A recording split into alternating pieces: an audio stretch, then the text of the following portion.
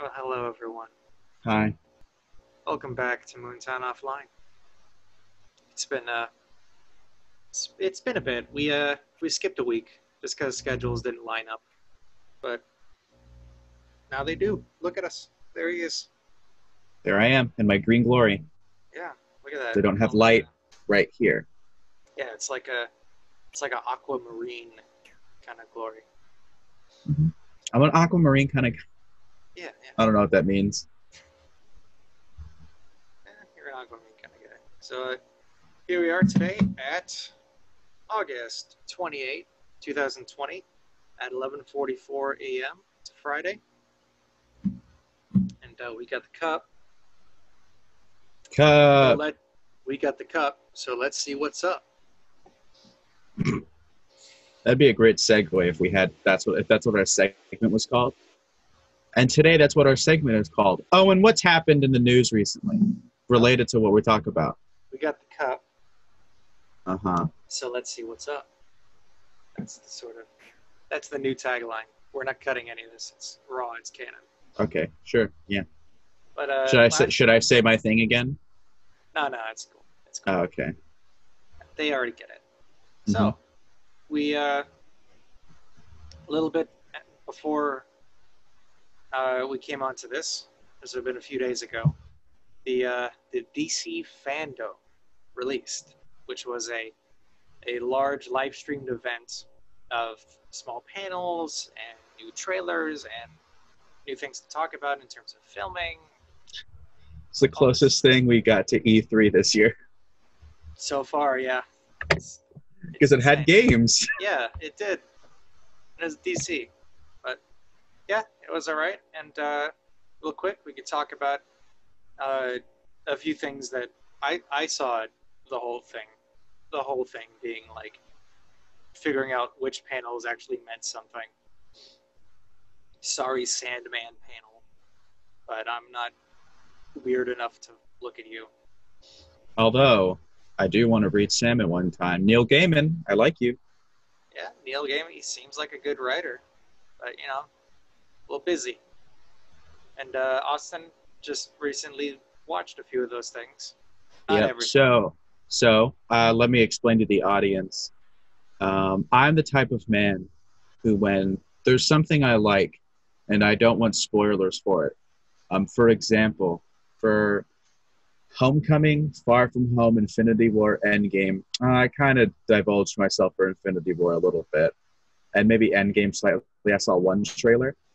But a Joker, all those movies, whenever something came on, I would do this. Like the Joker film, played in the trailers and the theaters with me about 3 times. I closed my eyes the whole time. Watched the movie. It's fantastic. The only thing I knew was going to be there was just the stairs because that was a meme. So, spoiler alert, I didn't watch the Batman trailer, nor do I want to. So, Owen, go like this when you're done talking about the Batman trailer. Okay. So, I'll see you guys in a second. See you in a second. All right. Wow. So I guess I'm here to talk a little bit about the Batman trailer. Wow. Right, guys? I mean, Matt Reeves, I already knew that Matt Reeves was going to do a terrific job with this. He did a terrific job with both Dawn and War of the Planet of the Apes, so I had no problems with him going into Batman. Not that, like, Planet of the Apes and the Batman are like two completely different, two totally different franchises. But like, I saw those two, and I looked at him doing Batman. I was just like, yeah, all right, cool. He's taken a more detective style, which is the absolutely perfect way to do Batman right now. Robert Pattinson is, of course, playing Bruce Wayne, which if you're still on him about the Twilight stuff, like, get out of here, watch Good Time and The Lighthouse, and then, like, come back to me and tell me he's not a great choice. So the trailer, not a lot was shown, just because Matt Reeves said, like, we only have about 25 to 30% of the movie done. So there's not much we can actually show in the trailer. But what he did show was super cool, because Riddler is, like, duct taping people, and he's throwing cars into, I think it was like a Catholic church. I don't know. And Gonna do a round of words with friends. yeah. Well, yes, Pattinson does have kind of a weird haircut and like that when he's on like the church and stuff. Like that's fine, all right. He's an emo kid that like lost his parents and has come back after like 20 years of ninja school or bachelor school, whatever he decided to do, training as Batman. So like cut him a little bit of slack. Andy Serkis is going to be Alfred. We didn't see him as Alfred, but we did hear the voice. That was pretty cool. Jeffrey Wright we saw as Commissioner Gordon. I also saw a few other people like Zoe Kravitz playing a beta Catwoman. She is Selena Kyle. She is Catwoman, but she doesn't really have a suit yet. We also saw for just a split second, we saw Colin Farrell in fantastic prosthetic makeup as Penguin. I mean, like it took everyone watching the trailer like a few seconds. Like, wait a minute, is that Colin Farrell? That's the Penguin. I didn't even notice the guy. We all figured that it would just be like Colin Farrell as himself with like an umbrella, but no, they've actually taken the time with the prosthetic makeup to make it look super cool, and it does look super cool. The Batman suit, man, it looks amazing. It looks tactical. It looks damaged because this is year 2 Batman basically, and when he beats up on that guy, you know what I'm talking about, the I Am Vengeance stuff. That's amazing. And I love the people's reactions, like, whoa. I'm not talking about the people reacting to the trailer, because those videos are kind of stupid.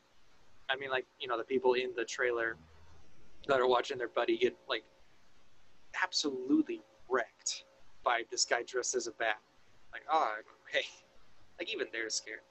And the inclusion, of course, I have to say, the inclusion of Nirvana's Something in the Way, mixed in with Giacchino's score, was such a beautiful choice, and it set the mood and the atmosphere very well. I love the red tones.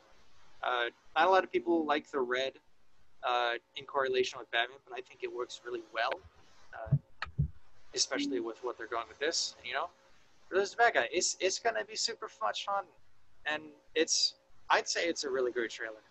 I'm mad, of course, that Austin has decided not to. There he is. Austin has decided not to watch this trailer, but I do respect him for it. I'm mad at him for it, but I respect him for it. But yeah, if you want to see a terrific trailer, especially a terrific Batman trailer, you should go watch it for The Batman, because you're not going to be disappointed. And hopefully that streak keeps. Yeah, also Wonder Woman 1984. Are you still talking about Batman? Oh my gosh. Okay.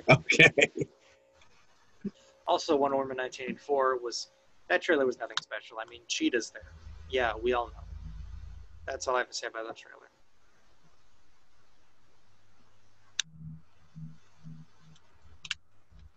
Boy, wasn't that fantastic, ladies and gentlemen. Yeah, it was. I talked all about the Batman, and then very shortly on the new trailer for Wonder Woman 1984. Because that also I didn't watch. Yeah, you're not missing anything. There's nothing in that trailer that's new. Well, I don't know what's even considered new or old, except the outfit, and that somehow Chris. Yeah, that's clearly Maxwell Lord doing his mind stuff. There's no surprise in that. It's kind of sad. Or it's just John Jones checking in on Wonder Woman in the 80s. That might be nice. He does.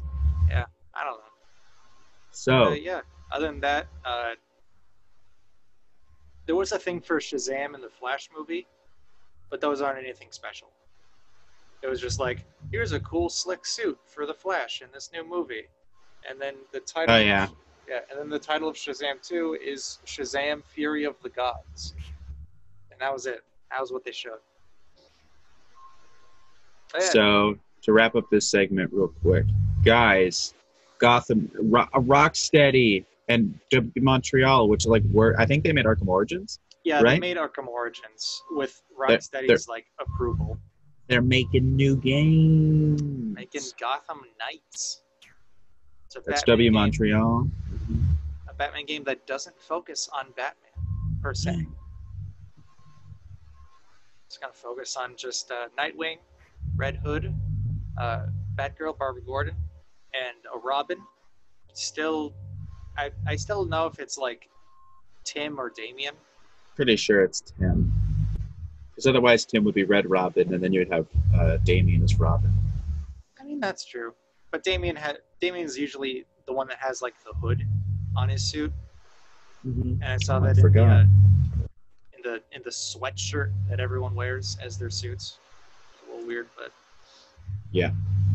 But we have so Gotham Knights is made by W Montreal. It's not in the Arkham universe, which I think a lot of people were like, okay. Because I think isn't the premise that Batman's dead? That might be why. I think so. But I don't know the ending of Arkham Knight. But I think It's still a mystery. that's Batman maybe done. Well, have you played Arkham Knight? No, I played the beginning, but I don't own it. So All right. The ending of that game was pretty sick. I gotta say. yeah, the game is fun. The one I've played more extensively is Arkham Asylum, and I think I prefer that because I prefer an isolated environments. Yeah. The only open world game I even like really, I think, play would be like Breath of the Wild. Yeah. You know. By the way, the camera's right here. Owen's right there. That's why I keep switching. For me, the camera's right there, and then Austin is right there. So it looks really close. Yeah. So that's all right though. But But, Suicide Squad kills the Justice League. Aliens have taken over, yeah, man. and Task Force X is sent to beat them up. A very small group of Task Force X. But, Yeah, we got King Shark, Captain Boomer. The next generation will be Captain Zoomerang. Harley Quinn, of course. X-Orang. Deadshot, and I think that's it. Yeah, I think it's because it's a multiplayer game. So Yeah, can do as either, is Gotham Knights. That's right. You can do either 1 to 4 players with either game. So, go with the more marketable ones. You know what? Good for them. I like them taking it into a new direction because they've already proved that they can do single player stuff. Yeah. And it's set in the Arkhamverse. That Kill the Justice League is set in the Arkhamverse, which, again, raises a few questions about Batman's role in the Justice League, if any. If he's just if any, he could be just on like his own or just like I'm Batman. Off-screen part-time. Or he was with the Justice League for a bit and they had like a fight or something. Like, who knows? And then we have the Suicide Squad trailer, teaser more, really, which was just a roll call. Yeah, 2021 is the movie of the definitive DC movies. Because James Gunn looked at old Suicide Squad. David Ayer was like, no, that's bad. This is the Suicide Squad. Oh, that Batman? You didn't like it? Well, don't worry, because this is the Batman. So that was kind of interesting. Even though I personally enjoyed Batfleck, and I thought the writing is what screwed him over. Yeah. That's my opinion. Yeah. Plus, Batfleck might be in a Flash, so. Yeah. Also, well, Michael Keaton is going to probably be in the Flash, too. Screw you, Morgan, Dean Morgan, whatever your name is. Yeah. Thomas Dean Morgan, I think. Thomas Dean. Well, and you were going to play Thomas Wayne. Guess not. Haha. Something like that. Yeah. But I guess they also kind of figured that a Flashpoint now in the entirety of the DCEU is a bit early. Not a lot of... I said that years ago. Yeah. So, that's all right. We should have just had, like, the Rogues Gallery be the first villain. Yeah. And then you can do Reverse Flash. So you have to set up Reverse Flash in order to do Flashpoint. Yeah. Whatever they're going to do. But guys, watch the animated film. It's pretty close to the comic book adaptation, actually, and it's really good. It really is, yeah. Mm-hmm. That one's pretty fun. Speaking of movies. Yeah. So, real quick, just the Suicide Squad, there was the roll call trailer. Did you want to touch on a little bit of that? There's a whole bunch of people I had no idea about. Peter Capaldi's in it. Idris Elba's in it. Sean Gunn's character. Sean Gunn looks so sad. Yeah. It looks like the outfit that what's his name has to wear in Christmas Story. Oh That's yeah. how When sad Ralph it when looks. Ralphie Ralph, has to wear the when bunny suit, Ralphie has to wear the bunny suit. looks What a like pull. pink What a pull. nightmare. The Yeah, Pink man. Nightmare. That Yeah, should have called something that. yeah. John Cena is playing Peacemaker, That's right. who's like an a-hole Captain America. He loves peace and he will kill anyone he wants to achieve that peace. And Nice. Nathan Fillion, in the roll call, That's right. it said TPK was like the name. So I have a quick theory about that, which is probably true. But he is the Detachable Kid, which is a different name for a super obscure DC lad that could remove his own limbs and use them as weapons. Like he could take off his leg and just start hitting somebody with it. That was his whole thing. And that is a perfect character for Nathan Fillion to be an older version of, an older, sadder version of the Detachable Kid. That's why in his little logo thing, when his arms are crossed, you can see like the meat and the bone and stuff. It's because he can take them off, whack you with it, because that's all he can do. That's a little disturbing. Yeah, and also since this is in the DCEU, it is canon that Polka Dot Man is a clear villain, whether taken down by the police or Batfleck himself, which is the funniest thing to think about. Like Javelin, the character Javelin walking around like, yeah, I challenged Superman to a fight. Like Henry Cavill Superman trying to go up against Javelin over here. But yeah, I'm not going to get too attached, but I'm glad that these G tier characters are getting some spotlight before, before even Martian Manhunter gets his movie spotlight. Polka Dot Man and Javelin and Blackguard are getting it. That's And Bloodsport. yeah, and Idris Elba. Peacemaker. Yeah, I don't know. I really don't know how to feel about that. But yeah, James Gunn says he's really loving his time there. He's trying to make it like very 70s action movie-ish. Trying to make it like if the guy who wrote the original Suicide Squad lineup did more, like where would he take them? So yeah, that'll be pretty cool. And Fun. anything? I don't think there's anything else. Oh, well, Snyder Cut. That's still Same still stuff. coming out. Yeah, that's still coming out. I didn't watch that trailer either, by the way. Of course. That's all right. Plus, I've seen Justice League. Yeah. Have you seen the Snyder Cut? Not with Darkseid? Not yet. League. Yeah. So we'll see how that goes. But yeah, that's about it for the DC fandom. Guess we can. Speaking of movies. Speaking of movies, we're gonna take a short commercial break. So same, we'll be here, same bad time, same bad channel. Stay tuned, folks.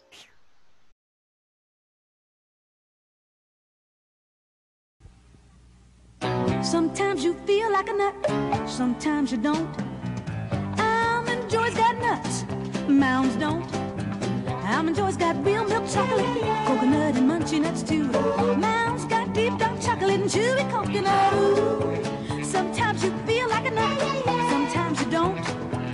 Peter Paul, Almond Joy's got nuts, Peter Paul, Mounds don't. Because sometimes you feel like a nut, sometimes you don't.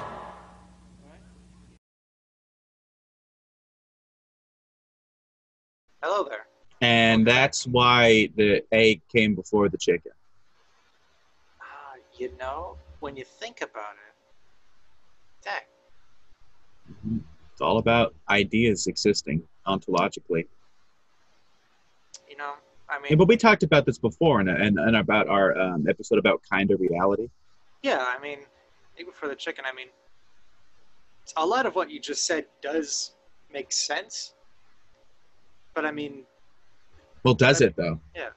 But I mean... Because sense is different than understanding. Yeah. I mean, a lot of what you said is true, but like, Judy Hopps and Pippi Longstocking, I mean, what would the children look like? But anyways, we're going to continue with our Batman movie lineup. Last we left off, I guess we just do we want to quickly recap? Sure, you recap your films. I'll do my best to quickly recap mine. All right. So while he's prepping for that, if you remember, 8 Batman films that we each have to do over the course of 12 years. Yeah, a Batman or Batman related. Right. And last episode we did 3 movies. This time we're going to do 2, just because we also had to talk about the DC fandom stuff a little bit. But and one of my films is obviously really long. Yeah, that's all right. So mine is pretty simple. The first movie I did was in 2021 in this fake fictional timeline. I did Gotham Year 1, a story about Bruce Wayne coming into being Batman and Jim Gordon coming into being Commissioner. There's a lot of similarities, there's a lot of differences. And they both team up together to fight people like Victor Zsasz, Firefly, and of course, the Penguin. And we also get an introduction to Dick Grayson. The second movie was Batman the Gotham Knight, to be released in 2023. This one would have had Black Mask running around doing all the kinds of evil stuff. He's got Mr. Freeze, Clayface, and he introduced David Kane. I still don't know if he has a actual kind of assassin name, but David Kane. So with Dick made Robin at age 17, and Gordon's daughter, Barbara Gordon, disguising herself as Batgirl to help out Batman, they take him down, along with Freeze kind of becoming an ally at the very end, before putting them in jail and somebody leaving. I don't know. It was a pretty abstract thing. And then after that, in the year 2025, was Batman the Long Halloween. This would have been... this would have obviously heavily been influenced by Batman the Long Halloween, the classic detective Batman story about the holiday killer who kills a person once a month, or at least attempts to kill somebody once a month. Ooh. Ooh. And, you see how that goes. And it takes place over a year. Bruce becomes a little more distant because he's getting with Selena Kyle. Dick and Barb are starting to have a thing, and Dick's becoming a lot of distant between him and Bruce. And as things wrap up, and also the introduction of Joker into this world in the Long Halloween story, the movie ends with Dick leaving as Robin, and now Batman's just kind of left alone with Barbara and Jim Gordon, kind of, and Alfred. All right. That's where I left off with my first 3. Austin, would you care to... My first 3? Yeah. Batman, Lady of Gotham, June 2021. We got Bruce Wayne, Dick Grayson, and Barbara Gordon, the introduction. And sort of new, I guess, origin for Barbara, where we have anarchy trying to take out people. Eventually, Jim Gordon is involved, and that's what leads Barbara. Also, introduction to Jason Todd, whose family is involved. Well, actually, he's involved, and then he's like, this is bad. So that gets all solved out. We get Barbara Gordon as Batgirl. Dick and Batman has been Batman for a while. And then Robin has been Robin for a bit because they have a good camaraderie and good relationship. Then we get to Robin, which is essentially an adaptation of Nightwing Volume 1, New 52, with some new original stuff for Jason Todd, who becomes Robin at the end of the film. So Robin is both for Robin and Jason. You will see this theme again today when I tell you a new movie. This eventually leads to Dick finding out that Psycho, who attacks Haley Circus in Bloodhaven, Psycho says that Haley Circus trained future assassins. Also, you eventually learn in my third film that Anarchy and Psycho used to be talons for the Court of Owls. And in my third film, Batman Hush, a variation on Hush. Some things I keep the same, other things I don't. For example, my villains in this are the Riddler, Poison Ivy, Killer Croc, Scarecrow, a Talon who's not fully shown. Hush and Two-Face. And Hush, instead of being Thomas Elliot, who Thomas Elliot is in this film, he heals Bruce after he gets injured. Then they go to an opera. Batman gets introduced to Selena Kyle. Batman also, throughout the last two films, finds out that he had a brother. And in this one, we found out that it's Thomas Wayne Jr., who is Hush instead of Thomas Elliot, but is also a talent of the Court of Owls. And the Court of Owls, since it's Batman and the Bat family, and eventually we'll find out more of Gotham City to die. So things we established: Batgirl's origin, Jason Todd's Robin origin. We got Anarchy, Psycho, Hush. Jim Gordon, Batman have already have a relationship, as does Batman and Robin. Yeah, and there's already, of course, he's a veteran Batman because Killer Croc, Riddler, Poison Ivy, and Scarecrow were all in Arkham already. And so far, no Joker.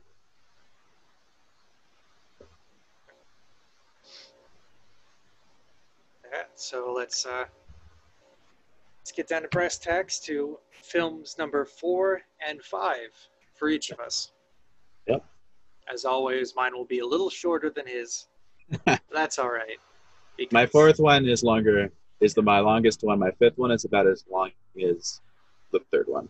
Yeah, that's all right, because in terms of like actually making Batman movies, Austin's a little more passionate about it than I am. Not to say that I'm not passionate about it, of course. It's just if I'm like here, Austin's like here. I just have this is already more like, details. That's pretty much it. Like, I'm pretty sure we can make yours as detailed as mine if we wanted to. Yeah, mine are fairly abstract. These ones are fairly longer. But do you want to go ahead and start with your fourth film? Sure, yeah. When does it come out, baby? Oh, by the way, my first two came out in 2021, and then Hush came out in 2023 of May. Yeah, so my fourth Batman movie comes out in 2026, 1 year after the Long Halloween movie, to kind of show the rushing of Batman bringing in this new kid, Jason Todd, as his Robin. Very not as inexperienced, or not as experienced as Dick. But in 2026, we get Batman the Demon. As Bruce is running around with Jason, Dick is working as a cop in Bloodhaven before eventually in the movie winding up becoming Nightwing. So we sort of follow that, but it would be a little more explored in like the comic tie-ins of just like his transition into being Nightwing now, along with, a cop. As all this is going on, Batman gets introduced to Ra's al Ghul, the leader of this society. It's part of a few secret societies, stressing a few. And he's got this super hot daughter, Talia al Ghul, going around with him. Batman's like, you're evil, but that's like a 9.5 right there. 9.8, let's be honest. Yeah. So yeah, mine is fairly abstract. So Ra's wants to test Batman and Bruce Wayne into being his successor, because he fears that the Lazarus pits that are keeping him alive for hundreds of years are starting to wear off a bit just on himself. He's used them so many times. He's afraid that his body is starting to become, like, gather an immune system for it. You know how, like, you get sick or something enough times, your body just becomes less and less sick as the years go on. Yeah. That's how life works. That's a thing it's a fact in biology. That's how your body works. So Ra's is afraid of that, and he wants to find a new successor. Boom, here's Batman, who should be perfect. Ra's sets up a string of murders and mysteries all across Gotham for Batman and specifically Batman and Jason and Barbara to look out, because these are all meant to be very personal crimes. like, oh hey, uh, this kid's parents, like this would be like near the end-ish, but Roz would be like, hey, this kid's parents just got shot. No idea who did it. Go. And so Batman's gonna like, all right, I gotta set aside my ethics and my past, and I gotta focus on this. The thing is, if he lets go of his past, that means, and like he doesn't care about the people around him or how things affect the people around him, then he's just becoming more like Ra's al Ghul. So, as he's doing this, Roz is like, oh, here's a fun test that I can do for him.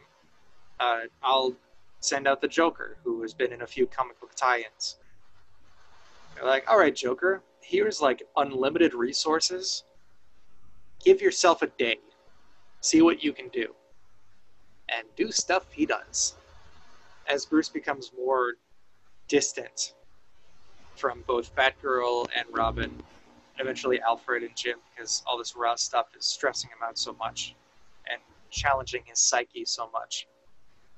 He isn't there in time to stop Joker from knock knock on Barbara's door, bang bang, right in the spine.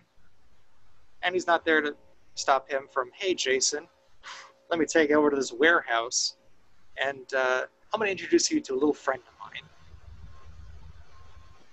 So, wow, we get both of those in one movie? Yeah. The Joker's just let loose in like the second half of the movie. And as it goes on, Raz is like, shoot, this guy's, all right, letting this guy loose was way too much. We can't stop it. All right. So Batman eventually figure things out, and him and Raz have this fight. And Raz is like, all right, fine, you win again, Batman. Again, this is very abstract. So Batman's like, all right, like I defeated you. I'm not going to be your successor. And you're going to have to leave this whole league. And then he destroys the Lazarus Pit and thinks to himself, yep, that's the only Lazarus Pit in the world. Hey, what's going on, friends? He finds Jason dead and exploded. He finds Barbara in a hospital. And Joker has completely disappeared. And of course, with Batman in this sort of globe-trotting adventure, going all over the world, kind of leaving Gotham to itself, which isn't the best option, because Gotham without Batman these days is not necessarily a safe Gotham. So he's got to try to come back to that. And yeah, that's where we leave off Batman and Batman the Demon. And that would be the halfway mark of this whole Batman saga. I figured throw in a bomb in the halfway point. That's exactly what I did. Nice. Mine's a bit more intricate. And I'm actually excited to see your reaction to things. Because Court of Owls is more so... It's a loose adaptation of Court and... what is the sequel? City of Owls? Of Volume 1 and 2. It's just more so I'm using the enemies, but I'm also kind of using some of the ideas behind Night of Owls, and I'm setting up some universe stuff because it's the fourth film. So I have to set up some people. So, I won't read to you the heroes or the villains. I'll just read to you the plot. So this comes in December 2024. So it's a year and a half after Hush. And it's essentially like Hush Part 2, because it picks up right where it left off, where, let's see, so the end of this is Hush takes off his bandages and reveals that he, Lincoln March, is not only the mastermind behind this plot, but that his real name is Thomas Wayne Jr., and he's a Talon of the Court of Owls who has sentenced Batman and his family to die. So then we pick up Thomas Wayne Jr. as a Talon, fights Batman, and the two continue through a confusing labyrinth. And each room has a small model of old Gotham and a red mark showing where they are. So the point of this is to fuck with Batman and to say, you're going through all these rooms, you thought you knew the layout of Gotham, but we're in another building right now. Eventually, more Talons join the fight, and Bruce's brother disappears. Batman barely fends off the Talon, so now he's like physically exhausted. And also, he's still like torn apart because his friend, Thomas Elliot's missing. I won't even address that. More Talons join the fight, and Bruce's brother disappears. Batman barely fends off the Talons and is eventually gassed. Nightwing, Batgirl, and Robin visit the home of Lincoln March because they were sent to go find him. This Robin is still Jason, right? Correct. All right, we're still. And both Anarchy and Psycho are revived Talons. So if you remember, Anarchy was stabbed in Arkham, and Psycho fell off the cliff after Nightwing and him fought, so Nightwing couldn't save him. A conflict ensues, and they're revived as Talons. A conflict ensues, and they manage to subdue Anarchy, Robin nearly killing him, so Jason's a bit brutal. But Psycho fatally wounds Nightwing before escaping. Batgirl and Robin take Nightwing to the Batcave, where Alfred worriedly tends his wounds. Batgirl and Robin want to go out searching for Batman, but Alfred stops them and sends Barbara to look after her father. But Robin secretly goes out anyways and searches for Bruce. The next morning, Oliver Queen arrives at Wayne Industries as face of Queen Industries for a business meeting. Robin has gotten no sleep and no luck, even after threatening some thugs, so that's a slight abstract. Barbara and Jim go to GCPD headquarters. During the business meeting, where Oliver Queen is supposed to meet Bruce Wayne, he never shows. Uh-oh. Instead, a Talon appears to kill those in the meeting. Oliver Queen fights off the assailant and then becomes Green Arrow before tracking him down. So I assume he already has most of the outfit on under, and then he just opens up like his suitcase or one of his suitcases and has like the arrows and the bow and the mask and the hood. It's like a good mix between early Arrow and Justice League Green Arrow, where he's darker, but he still has that comedic light, because he's not Batman. He's not, he's like more Nightwing-esque, you could say. Yeah, all right. Green Arrow. Oliver fights off these and beating him. This is caught on camera and shown publicly. Barbara and Jim watch the TVs in the station play live news as videos of the Talon breaking into important buildings and killing people, or at least attempting to kill people. Jim starts mobilizing the police. Barbara becomes Batgirl and watches over her father from afar. In Wayne Manor, Alfred goes to check on Jason, who you're going to like this, but finds him missing and gets attacked by a Talon. Alfred brings him to the Batcave, dons a Batman outfit, and then seemingly finishes him, but actually Dick Grayson did it because he became conscious. But then he goes back to being unconscious. So we got Alfred putting on a bat suit. That's fun because Alfred can fight. So I'm kind of letting you know that Alfred maybe helped train Batman. Yeah. In the streets, Robin locates Green Arrow and starts to fight him until he realizes that he isn't a Talon. Green Arrow is then convinced Batman is real and agrees to help Robin track him down. All right.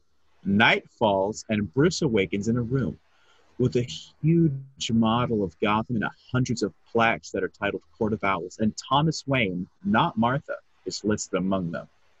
The Court of Owls. If you remember in the beginning, Anarchy was like, fuck Thomas Wayne. That's why. The Court of Owls broadcast a message saying they have decided to control the city. Thomas Wayne Jr. appears in a Batman-esque suit with the Owl, Court of Owls insignia, and calls himself the Owl because I'm reserving Owlman for a crime syndicate. And says, the Batman is, so I actually have some dialogue now. The Batman is gone, the Court of Owls, and its dark nights, the Talons have risen. I am the new face of Gotham. I am the Owl. Helena Bertinelli exits the news app on her phone and rides off into old Gotham. Sure. She enters a building and witnesses a Talon killing off a room of mobsters. She then fights off the Talon in response since she wanted to kill the mobsters. And after the fight, she gears up as the Huntress and prowls the night. The bat signal is out, and instead of Batman showing up, Batgirl shows up. And Jim, because it's her father, recognizes that it's Barbara. So I'm not sure how much in comics history Jim knows Barbara's Batgirl, but he does now. They verbally fight, but Jim caves in and gives in. Jim asks that Batgirl look into the Court of Owls. Batgirl contacts Alfred, and the two narrow down locations of the old courthouse in Gotham. So I'm going to have Batgirl investigating things and using technology with Alfred's help to help investigate things. You'll understand why.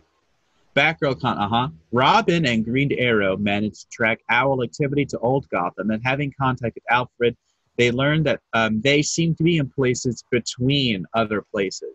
They find a bar and go inside. A person mistakes them for Talons and starts to fight them. Robin violently throws a chair at him, misses, and almost hits Dinah Lance, who kicks the chair in half. Then some Talons appear, and the three fight them off. Dinah says to call her Black Canary, and then leaves. Green Arrow and Robin continue to find a pathway beneath the bar. Batman awakens in a straitjacket in a large courtroom. They are discussing whether or not Batman will take the Lazarus serum. Because if you remember, they also in Hush, they found Poison Ivy, who was working for the Riddler, who we know now was working for the court, in a biomechanical thing about bringing dead cells back to life. So this is now to show you that the court is always interested in, like, revival juice. And they use Scarecrow, so they have Fear Serum under their control. They're discussing whether or not Batman will take the Lazarus serum. They sentence Bruce to death by poison since he's family. They're honoring Thomas Wayne's memory by giving Batman an easier death. At one point, Batman sees an owl come to administer the poison, and Batman notices the owl walking towards him has a flower in his suit tuxedo. He's forcefully given the poison, and then the screen fades to black. A little whisper is heard. It's a man's voice. It says, "Wake up, Batman. I need you." He wakes up being carried to the medical room, and when he's about to be put on the medical bed,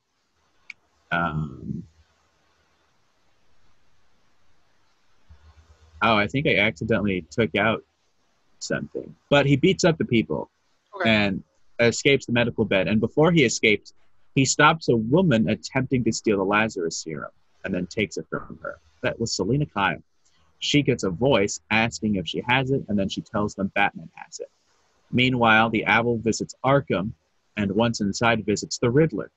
The Riddler asks him the riddle, and the owl responds by killing him. Although we learned that the Riddler was an owl of the court. Batgirl enters a courthouse and is confronted by a revived Killer Croc, who died of a heart attack in Hush, if you remember correctly. Right. She is saved by both Huntress and Black Canary. Huntress disappears without giving a word, but Black Canary joins Batgirl because Batman's an old friend. Slight reference to All-Star Batman and Robin the Boy Wonder, where they make out. And she tastes like cigarettes, or he tastes like cigarettes. They find a pathway beneath the old courthouse. Robin, Green Arrow, Batgirl, and Black Canary all meet and investigate further into the pathway. Nightwing leaves Alfred after being administered another dosage of dopamine and is given something to Bruce. Jim Gordon and the GCPD unveil Project Batwing and defeat several Talons from entering a hospital and a prison. These are suits designed by Lucius Fox, a man from Wayne Industries Science Division, after Bruce Wayne tasked him with increasing the GCPD's defenses. Instead of writing all their names, I put the Save Batman team ends up in a room with a big model of Gotham and the portrait of owls. There they split up. Robin and Batgirl go one way, Green Arrow and Black Canary go another. Green Arrow and Black Canary end up in another room with a globe and points on the globe. One place being Star City and another place being Nanda Parbat with a different colored tag. Catwoman fights them in an attempt to steal some documents, which she does successfully. A file she stole was titled Lazarus. Then in pursuit, Green Arrow and Black Canary fight off Talons that were pursuing her. Robin and Batgirl run into the Owl, who beats them and is he fights like a more brutal version of Batman. He tempts Robin to join him, and when Robin refuses, the Owl says it's a shame and sends the order to kill his mother. Psycho, who was never defeated earlier, enters the hospital and goes to kill Jason's mother, but is stopped by Nightwing, who intercepted the transmission. Nightwing and Psycho fight in the hospital, and it ends the same way as it did before, Psycho falling to his death. Batman shows up and attacks the Owl. The two's fight takes him to a cathedral in Gotham because they were like between Gotham. Green Arrow and Black Canary delivered first aid to Robin and Batgirl because they got fucked up. Nightwing shows up to help Batman fight the Owl. Calls him Uncle. The two are locked in a long fight. They reach the bell of the cathedral, and the Owl pushes Nightwing off. Falling, Nightwing attempts to use his grappling hook gun, but it jams. Catwoman sees him falling and then makes the decision to save him. So Catwoman saved Nightwing's life. She runs off. Batman is angry and loses his temper because he's like, did you just fucking kill my son?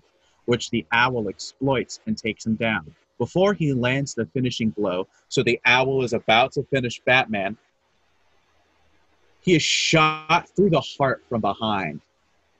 The Owl falls off the top of the tower. Batman looks to see the one who fired the shot, and it was an owl, the same one with the flower, who takes off his masks and says, remember me? And the Joker reveals himself. And then leaves. Nightwing, Batgirl, Green Arrow, Black Canary, and Robin all get to Batman. Batman thanks Dinah and Green Arrow the next morning. GCPD is shown on the back computer to be handling the escaped Talons, finding dead ones, and says the Owl's body is missing.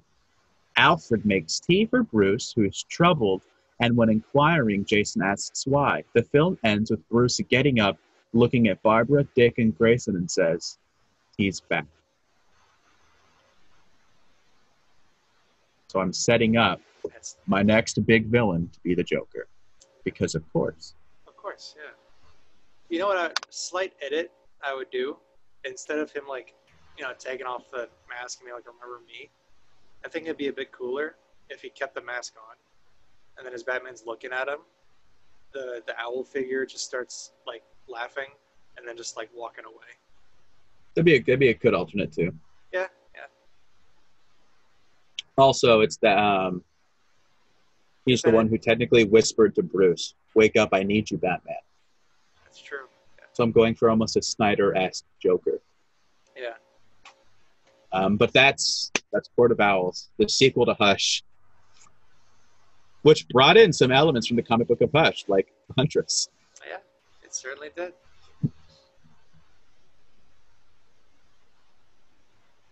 All right. Let's, I noticed how we both did some Ra's al Ghul stuff. I'm calling him Ra's. Yeah, I remember that. Nice. So what's your fifth film, Owen?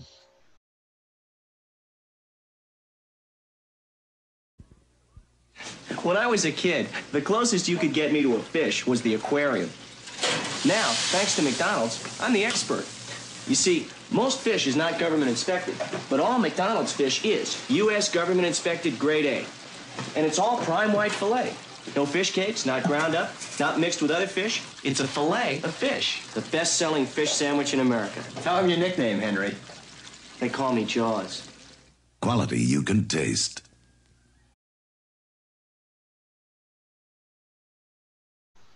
Well, I forgot to say this, but there was an end credit scene at the end of Batman the Demon. I thought about it. I was like, oh yeah, that's real cool. And the end credit scene is in Arkham Asylum at an undisclosed time, and it's Harvey Dent having an interview with what seems to be just a psychiatric professional.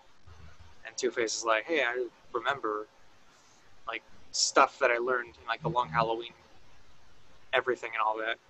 Like, hey, Bruce Wayne, I think, is Batman, and he lists off like a few key evidence. And then we haven't seen the doctor's face yet. He's like, all right, good. Like, thank you for coming in. We'll make sure to talk sometime next week. And then another doctor comes over and leads him out. And then it shows the doctor, and he's bald, but he's got like these little glasses and like no mustache, but there's still like a beard. And then he looks over and he's like, did you hear that, Jonathan? Bruce Wayne is Batman.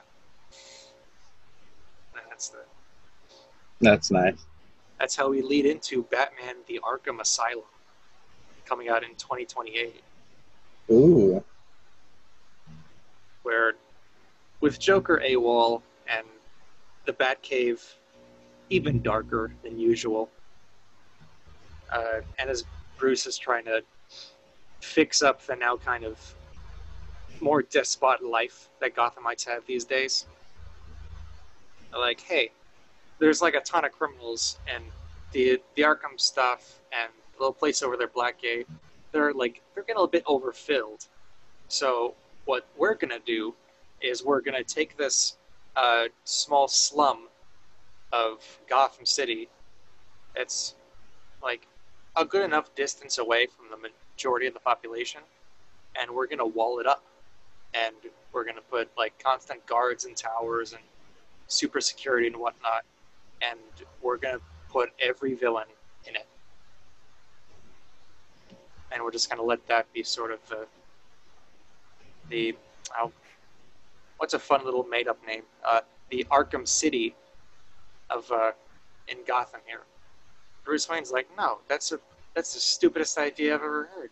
We're not gonna do that. He's like, no, I'm sorry, man. That's what we have to do here. So as Bruce is kind of protesting it, like, hey, this is ridiculous, he's thrown into the new prison asylum himself. And he gets meat, and the guy we met from the after credit scene is there. He's like, hello there, I'm Dr. Hugo Strange, and I know you're bad. So you're going to stay here because you are certifiably insane, and we are going to help you. So now Bruce is just like, he's tied up, he's locked up. He's now in the Arkham Asylum / City. We're kind of combining both games. I don't know. It's like, all right, here's like some group therapy with a few villains that you've put away yourself. And we're just going to put you all in the same room, and we're going to have our psychologist over here, Dr. Crane, and he's going to talk to you guys and help you get through your problems. It's like, no, this whole city thing is messed up. And I got no idea what you're planning on, because you're also now buying up other neighborhoods surrounding the place. And Hugo's got to be like, oh no, we're just doing that so that we can like expand the city, the Arkham stuff, you know? So as all this is going on, Dick Grayson and Alfred are like, hey, Bruce is in there. We do have to help him out. We also have to get him out of this funk that he's in, because he's in a real like emo funk. And then eventually some kid comes over and he's like, hey, I'm Tim Drake.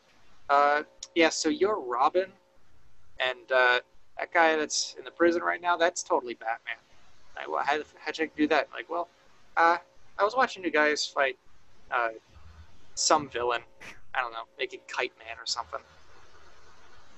Like, I was watching you guys fight Kite Man, and that won't be official. It's like, and that was a few years ago, and I noticed that you did a certain move that kind of looked like a circus act, so I was looking up some old videos, and I noticed the Flying Graysons also did that.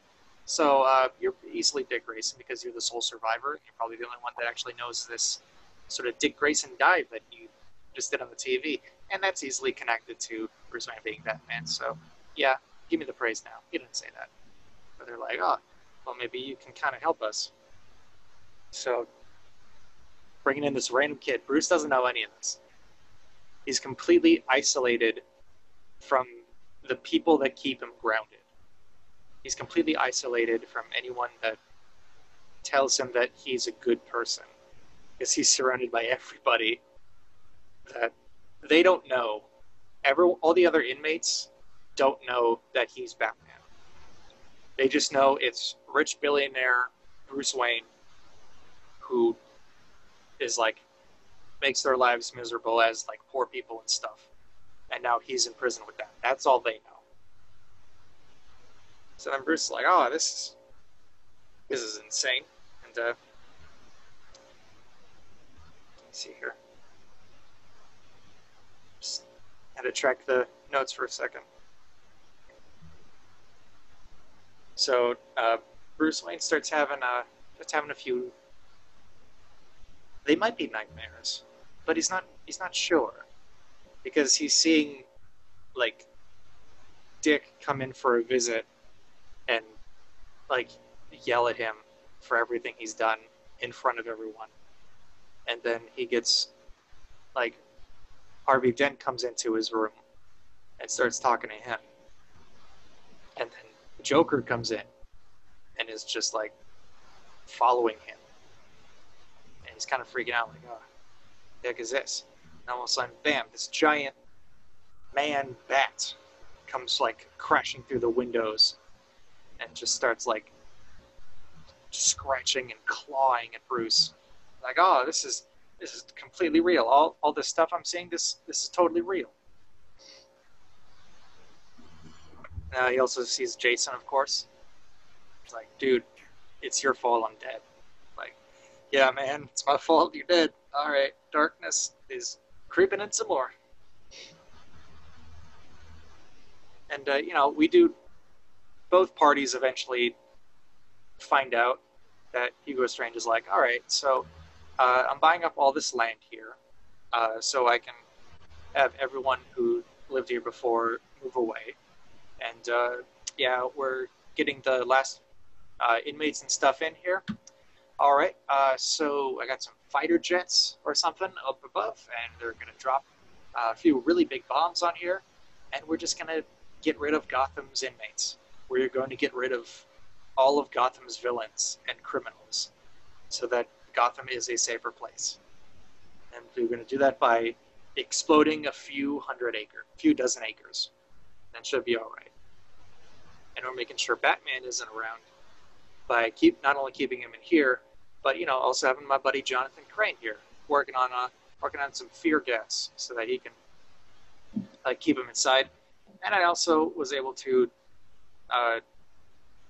mess around with the research of one of Arkham's doctors, Kurt Langstrom. Like, oh yeah, he can now, by my command, turn into a Man-Bat through this thing that Kurt was working on to better his own hearing. So he's like, oh yeah, this plan's all going really well. And Jonathan Crane's like, yeah, slight issue, kills him. Yeah, we're not going to drop any. We're going to move the bombs from up above us to up above the regular Gotham City, and I'm going to fear toxin the heck out of this place so that anyone who survives that is now going to be hunted down by these now fear-mongering people. Also, here's a fun bag. My name's Scarecrow now. So we got all this going on. Eventually, Batman's able to work with Dent after a lot of rigorous conversations with his former best friend, now turned one of his worst enemies. It's like, oh, I'll flip a coin, see heads or tails if I help you or not. Because sometimes Two-Face does that. Not a lot of people know that. But sometimes Two-Face is like, oh, let's see. All right, Tails, I'm going to help you beat up my own guys. Like, what is this? Yeah, and then, Catwoman's in there somewhere. It's a bit messy, but they eventually do stop Scarecrow. And, well, Bruce is released. He learns that, hey, Barb's, still in the hospital, most likely going to be paralyzed. But she's going to be good. She's going through therapy. She's going to be all right. Also, hey, this kid really, really helped us out in getting you out and stopping Man-Bat and Scarecrow. So let's just make him Robin. And, majority rules. Batman says, fine. But he's still a little reserved, but, nothing can go wrong now. And that is Batman the Arkham Asylum. Alrighty, got some stuff going on in there. Yeah. My fifth film is a pretty good follow-up to my fourth. Not as dramatic. Oh, should we take a quick commercial break? As we're, Sure. I think, nearing the hour mark. So Sure. A quick commercial break, real quick, and then we will get to Austin's number 5. We'll see you in just a moment.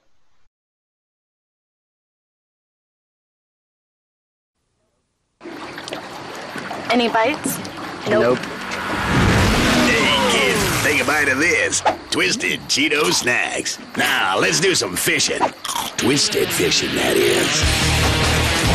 Whoa, right.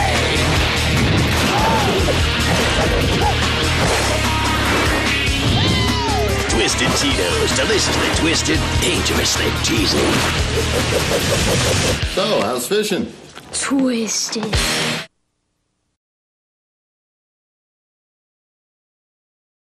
And here we are again. Here we are again in MoonTown. Austin, sorry for interrupting.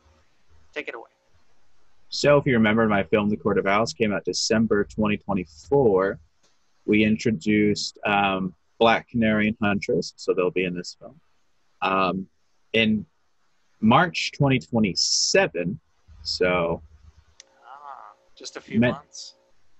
Well, just the end of years.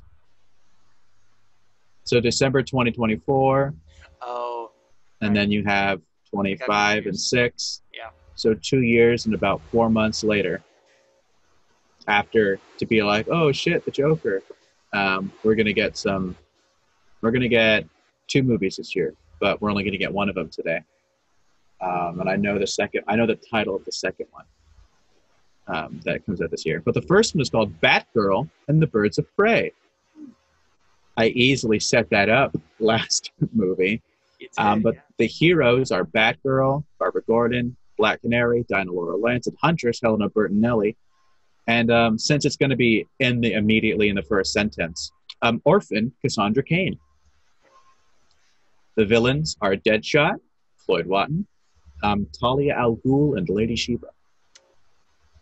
Who, just for you comic book nerds, Lady Shiva is Cassie's mom. A new vigilante, so here's the plot now, a new vigilante going by the name of Orphan and is roaming the streets of Gotham pursuing Deadshot. Before she gets to apprehend the villain, Deadshot is entangled with a Batgirl and Black Canary who have been working together. Deadshot escapes, and afterwards, Orphan gets a message from Lady Shiva to take out Black Girl, who reluctantly agrees. Black Girl? Batgirl, sorry. I saw Black Canary. Who takes out Batgirl. It's African-American girl, thank you. You're what? Yeah. Football. Lady Shiva to take out Batgirl, who reluctantly agrees. Orphan follows Barbara home because Barbara and Black Canary are like, we can't track Deadshot. But instead of attacking her when they get into the room, she actually asks for help because she doesn't want to be part of the League. Barbara agrees. Deadshot shows up at a hideout of mobsters in the Gotham docks and is then apprehended by Huntress, who also beats up the mobsters on her way out, and then gives a call to James Gordon, telling him where he can pick up the trash. Barbara visits Batman in the Batcave, who is going over cases involving the Joker, so he's obsessed. They investigate Lady Shiva and find out that she's one of the League of Assassins. Barbara then gets a call from her dad about Huntress's actions. Batman looks her up and finds out that her name is Helena Bertinelli, and she's the daughter of a mob boss, so there's your slight origin story. Before leaving, Batman warns Batgirl about the League of Assassins and mentions that anyone with the name Al Ghul is very dangerous. On the next hunt, Huntress tracks down another mob family, and before she finishes the job is helped by Batgirl to talk and are attacked by Orphan and Lady Shiva. Lady Shiva fights Huntress, and Orphan convincingly fights Batgirl and then throws the fight. Lady Shiva gets the upper hand on Huntress before escaping. So she couldn't, like, take him out, so she just leaves. While leaving, Lady Shiva calls Talia from Nanda Parbat for support. Batgirl tells Huntress about the League of Assassins and Orphan trying to take him out from the inside. Huntress agrees to help out Batgirl. Orphan reveals herself as Cassandra Cain, goes home with Barbara, and the two have a heart-to-heart. The next day, Barbara introduces Bruce to Cassie and Wayne Manor. Bruce asks her about her relationship with the League. Cassie says they want Cassie to be indoctrinated as heir to the Sword of the Demon, meaning Ra's al Ghul's top assassin. When Barbara leaves her room to get tea, Cassie hands Bruce a journal saying she stole it from Talia's room and that it's important he reads it. Dinah is on the phone with Oliver and learns that he's familiar with the League as well. And they confirm her coming over Star City next month. Ooh, dating time. Dinah meets up with Barbara and Cassie outside Wayne Manor. Inside, Bruce and Alfred are interrupted by Talia al Ghul and Lady Shiva, and together outmatch the non-outfitted Batman and kidnap him. They leave a message for Alfred and Barbara. Cassie leads them to the hideout where the birds... Wait, did I forget to mention something?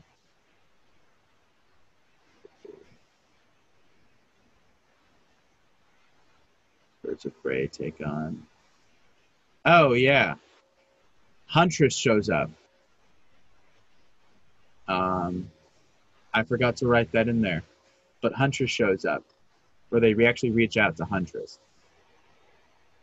And so Cassie leads them to the hideout where the Birds of Prey then take on many members of the League of Assassins. All the ladies show a lovely display of teamwork.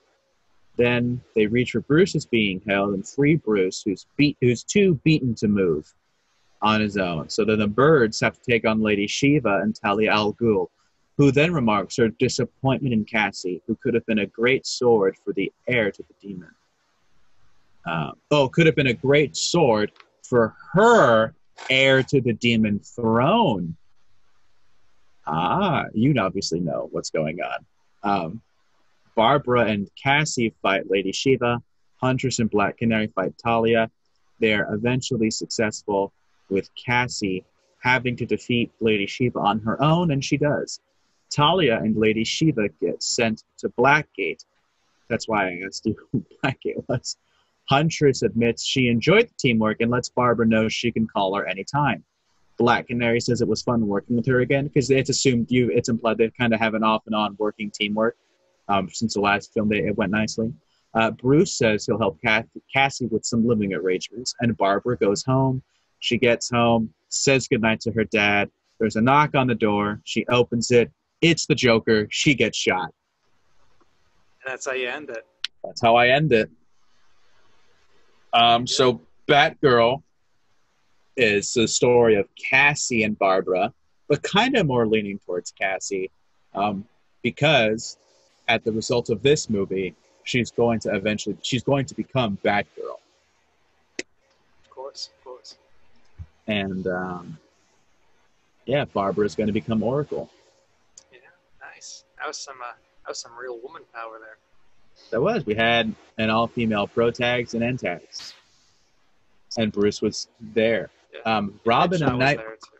Yeah, Deadshot was there too, but he got taken out by Huntress. I love Huntress, by the way. The name of the next film, by the way, which is going to come out in November 2017, is... 2017? You mean 2027? Yeah, 2027. Is called Nightwing versus Robin. So that's your little heads up for that. And my next film... Which also takes place at the same time as this movie. Oh, of course. Makes sense. And then my next film for next time, coming out in 2030, Batman, The Nightfall. Ooh. I considered throwing in... I wouldn't say it, because I could still use that idea. But there's a reason why I set up Green Arrow. And this one... I've already kind of started writing Batman the Nightfall. It's got a pretty intense twist. It's really Hush. And Hush is really a court of owl. Who's really the Joker? Who's really fake Thomas Wayne from the Dick Grayson Batman and Robin comics? By Grant Morrison. Yeah, you got close. Nice. But not dice. The dice. Well, everyone, question of the day is... Oh, we don't do question of the days here. Yeah, we do. We do? We always have. I thought that was just just an online thing. It's both. All right, question of the day. What is it? It's which film would you want to watch? And if you were to meld two of our films together, what would they be? Let us know in the comments below which one of us did a better job. And we can combine our forces and become Captain Planet. Mm-hmm. Just let us know. You know, everyone knows. Let us know, buddy boys. Yeah. So that's it. Next episode, I would think we try our best to finish this up. Try to get in our last 3 Batman movies. Should be. It's gonna maybe be a longer episode, considering my last 2 films at least have to be really long. Nightwing versus Robin will probably be as long as Batgirl and the Birds of Prey. But my last 2 films are going to have big Batman stories. All right, then. Especially because you know who's involved. Yeah. My ending, as I'm figuring it out right now, it's a heck of an ending. At least for this particular story and whatnot. Mm-hmm. But yeah, guys, hope you enjoyed this episode of MoonTown Offline with our sweet headphones and our sweet resolution of picture and our sweet Batman stuff. So hopefully next time we will get all the rest of it figured out. If you haven't gotten a chance yet, make sure to subscribe if you want to keep watching some more stuff. If not, you're still able to watch more stuff. You know, that's not how YouTube works. But you know, whether or not, make sure to like this video. The support always helps out. And comment for the question of the day, or just comment your thoughts. You know, what are your thoughts? We want to know. We do. Yeah. If you want to catch up and listen to a more full-length version of our last 3 movies, you can go watch previous offline. If you're gonna watch us just playing games, it's Kingdom Hearts and there's Shrek 2 already on there for you. Kingdom Hearts currently in production. Shrek 2 is finished. It's been. Watch it again. Yeah, watch it over and twice. Over. Yeah. Watch it twice. See in one sitting. Watch it twice in one sitting.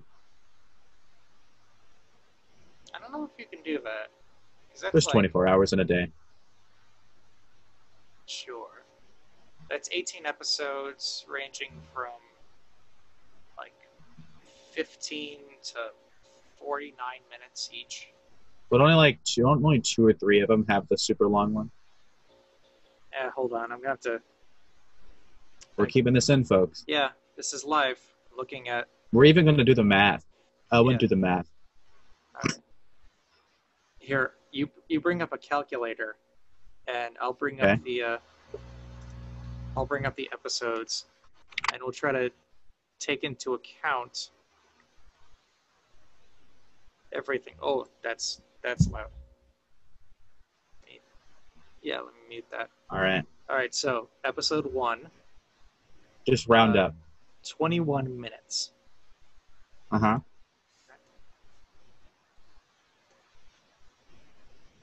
Next episode. No, wait, that's right, because we got mixed up. Shrek 2 Part 2 is also 21 minutes.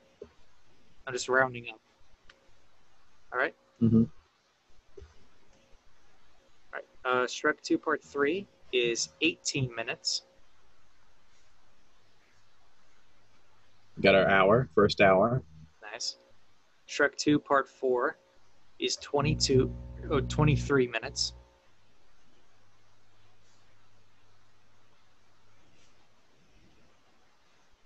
Part 5 is 24 minutes. Part 6 is 23. Part 7 is 24. Part 8 is 23. Part 9 is 26.